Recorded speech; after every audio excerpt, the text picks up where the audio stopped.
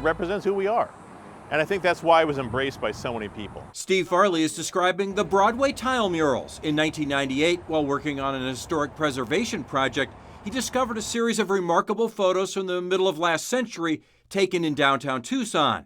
He used those photos in winning a nearly $200,000 arts project for the Broadway murals. His design? Windows to the past, gateway to the future. There are 4 murals. One is of a bus from 1969 driving through the old underpass. Another depicts George Roskrug, the early surveyor of Tucson.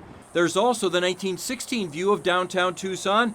They all lead to the wonderful mural depicting a series of people walking in downtown. That's sort of people coming into downtown and how they got to downtown, and this is them when they're there, really celebrating each other and celebrating this place that brings people together. The photos were actually taken between 1937 and 1963 by Frank Lorman. He had a belt level. It would shoot one frame at a time, and he'd walk down the street, and that's why the people look so heroic. They're shot from a low angle. He would hand people a card and tell them to stop at Jones Drug the next day to view the negatives. People would then buy the prints. But it ended up capturing downtown, the real downtown and real people in a way that otherwise you wouldn't get. Farley then put out the call for Tucsonans to share those photos with him for the mural. He only had room for 18. I knew this was going to be the toughest part of this whole job. I mean, first I didn't know that people would keep these things, so I didn't know how many I would get, and then I got 217. And then I had a bigger problem. How do I choose? He spent a weekend at Hotel Congress choosing the 18 photos and deciding the order to place them. Farley also figured out a process to transfer those photos onto tiles.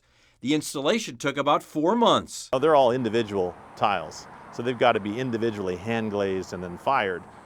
And there's 16,000 individual tiles and between those 4 murals. With all of those photos comes background stories, like 19-year-old Eleanor Morris. According to her daughter, Eleanor moved to Tucson in 1938 for her health. They didn't know really what was wrong with her, but they knew that she needed to get out of Chicago. So she came, and the happy ending to the story is she lived to 96. Eleanor worked in the glove department at Steinfeld's department store. It's kind of nice to have that legacy living on, isn't it? She's immortalized. Farley has a story about all of those depicted in his People mural. The guy on the right is Mort Toller of Toller Trophies. And he told me that was the day that he and his wife were celebrating their decision to go out of the jewelry business and go into the trophy business. Thousands attended the dedication ceremony on May 1st, 1999, with many of those in the photos making speeches.